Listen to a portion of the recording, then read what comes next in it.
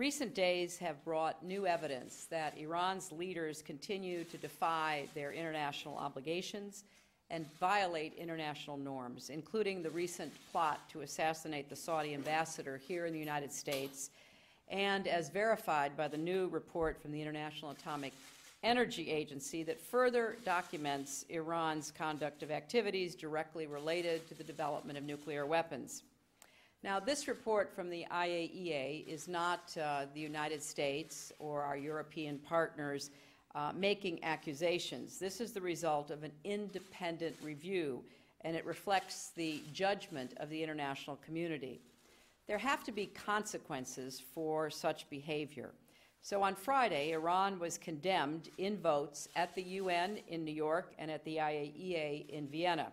And earlier today, the UN General Assembly again strongly reprimanded Iran for continuing human rights abuses, persecution of minorities, and forcible restrictions on political freedom. The message is clear. If Iran's intransigence continues, it will face increasing pressure and isolation. Today, the United States is taking a series of steps to sharpen this choice. First, President Obama signed an executive order that, for the first time, specifically targets Iran's petrochemical industry, a significant source of export revenues and a cover for imports for sanctioned activities. This will allow us to sanction the provision of goods, services, and technology to the petrochemical sector. To accompany this new measure, we will launch a worldwide diplomatic campaign to encourage other countries to shift any purchases of Iranian petrochemical products to other suppliers.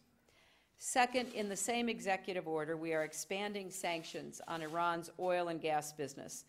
U.S. law already sanctions large-scale investments in upstream exploration and development of oil and gas, and now it will also be sanctionable to provide goods, services, and technology for those activities as well.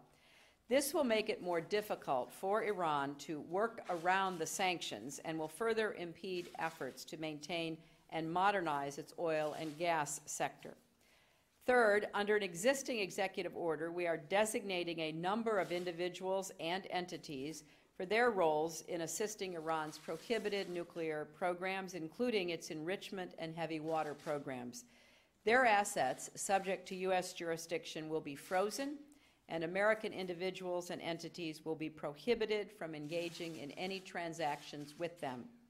And finally, as Secretary Geithner will discuss in more detail, the Treasury Department is formally identifying Iran as a jurisdiction of primary money laundering concern.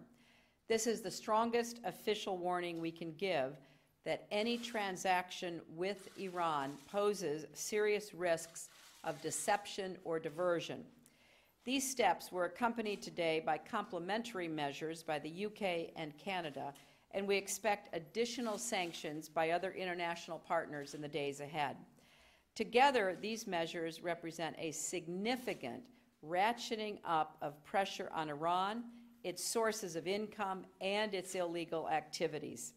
They build on an extensive existing sanctions regime put into place by the UN Security Council and a large number of countries, including our own, acting nationally and multilaterally to implement the Council's measures.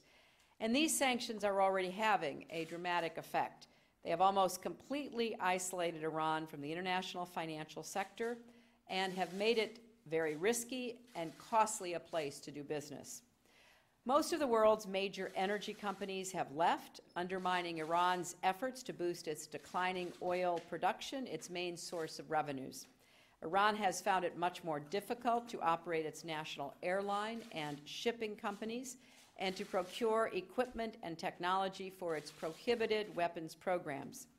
And those individuals and organizations responsible for terrorism and human rights abuses, including the Revolutionary Guard Corps and its Quds Force, have been specifically targeted.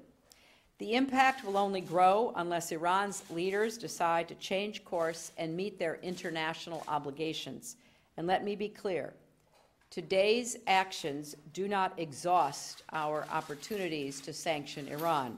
We continue actively to consider a range of increasingly aggressive measures.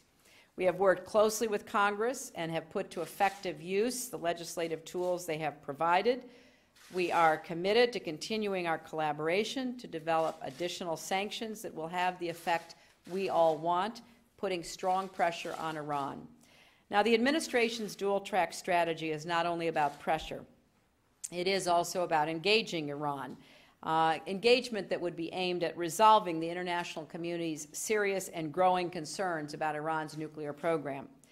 And the United States is committed to engagement, but only, and I say only, if Iran is prepared to engage seriously and concretely without preconditions. So far, we have seen little indication that Iran is serious about negotiations on its nuclear program. And until we do, and until Iran's leaders live up to their international obligations, they will face increasing consequences.